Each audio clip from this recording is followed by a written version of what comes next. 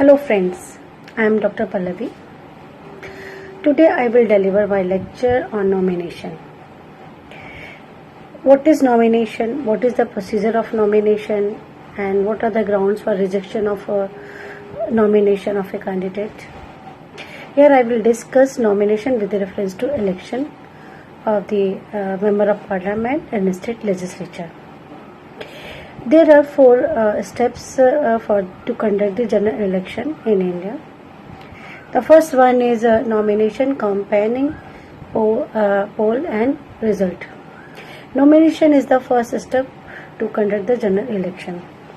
As soon as the notification is issued by Election Commission of India to conduct general election, notification is also given by the returning officer to file the nomination papers by the candidate who are intended to contest election for the Member of Parliament and State Legislature. Therefore, nomination is the process by which the intending candidate offers themselves for the candidature of Member of Parliament or State Legislature. Now, the question comes: what is the procedure to file the nomination paper? Under Section 31 of the Representative People Act 1951 says that returning officer will give the notification to file the nomination paper on a prescribed place to the specified person on the specified date and on a specified time. In fact, total 8 days are given to file the nomination paper starting from the issue of the notifications of general election till the end of the nomination. Here it is important to know that on the day of public holiday, no nomination paper shall be filed, and the time for filing the nomination paper is start from 11 o'clock till 3 o'clock on the day. Now, what is the other formalities to be done by the candidate? First one is that the candidate will file the nomination paper on the prescribed formats, which start from the 2A to 2E. That is prescribed for the election of a parliament, and election of the state legislature, election of the local. Now the question comes: what other formalities are there? The first one is they should file the nomination paper in prescribed format. Second, all the content mentioned in the form should be filled by the candidate, and it should be signed and subscribed by the proposer, signed by the candidate, subscribed by the proposer. Now the question comes: how many proposers are required? If the candidate is set up by the recognized political party, one proposer is sufficient to subscribe the nomination of a candidate. If the candidate is not set up by the recognized political party, or if it is independent candidate, then the 10 proposers are required to subscribe the nomination paper. It does not matter proposers sign before the candidate sign on the nomination paper. It does not matter. Now, these are the requirements under Section 31 of the RP Act 1951. Besides this, candidate has to give the certificate or the declaration about the age, and second, candidate has to enclose the copy of the electoral roll to prove or give an evidence he is elector in some constituency. It does not matter, the candidate should register as an elector in the electoral roll of the same constituency, but for the proposer it is very much required that they should be elector in the same constituency. Now the proviso of Section 33 of Subclause 1 says that every proposer must subscribe the nomination of the candidate, and it is mandatory requirement, otherwise nomination paper of the candidate may be rejected on this point. Now, how many proposals are required when the election for the Council of State is required? In that case 10% of the elector at the election, or 10 such elector, whichever is less as proposers. In that case, the number of proposals are more to be subscribed when the nomination is filed by the candidate for the election of the Council of State.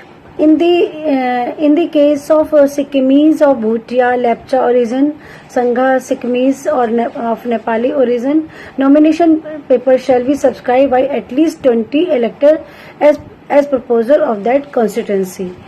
And here it is important to know if the seats are reserved for the scheduled caste and scheduled tribes candidate. In that case, they have to submit the certificate that they belong to particular caste or particular tribe for which the seat is reserved, and for this they have to give the candidate the political party must intimate the returning officer about their candidate which are set up by the political party, because it is a mandatory requirement under para 13 of the Symbol Orders 1968. As in the case of Ramesh Rott versus Rabindranath Rott, 2012 Supreme Court held, if candidate fails to submit this detail to the returning officer or the political parties fail to submit this intimation to the returning officer,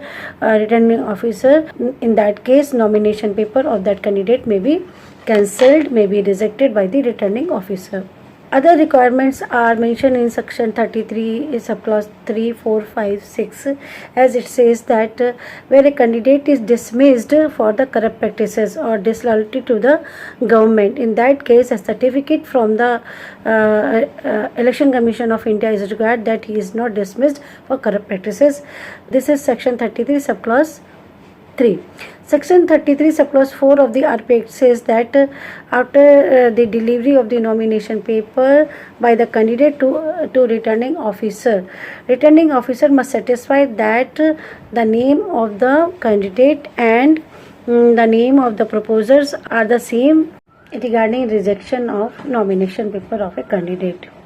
It is said that returning officer must be careful to reject the nomination paper of a candidate because it leads to serious consequences of election. In the case of Nidesha Reddy versus Kavita Mahesh, AIR 2011 Supreme Court, page number 2639, it is said that it is the duty of the returning officer to be sure doubly that nomination paper should be rejected only on the substantial ground. So what are the substantial ground to reject the nomination paper? It is decided that on the date of the fixed for the scrutiny of the nominations, the candidate either is not qualified or is disqualified by law to be chosen as a member of parliament or state legislature, as the case may be, under the Constitution of India or the RP Act 1951. Candidate has failed to comply with any of the provisions of section 33 relating to presentment of nomination paper in subscribed form. Candidate not duly completed in all respect and subscribed nomination paper by the required number of proposals and within the prescribed time and period under section 33A. Candidate has not duly complied of section 34 relating to making of the requisite security deposit in the manner prescribed, or the signature of the candidate and the proposers on the nomination paper is not genuine under section 36 subclause 2. The candidate failed to submit required affidavits in the form 26 in pursuance of the Supreme Court order dated 2nd May 2002 and 14 March 2003. Candidate left some column blanks in the affidavit and nomination paper despite reminder from the returning officer to fill all those this column.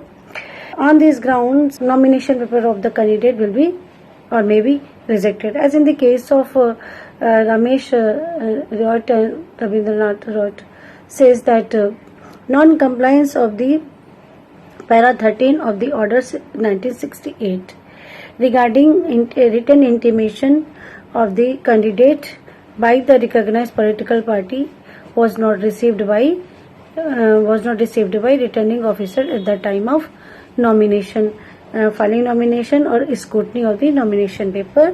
It will be rejected because candidate has left the column blank.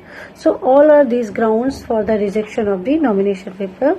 Now I would like to sum up the nomination. I had discussed what is nomination paper, nomination, how the candidate file his nomination paper, what is the procedure, what are the requirements to file nomination paper.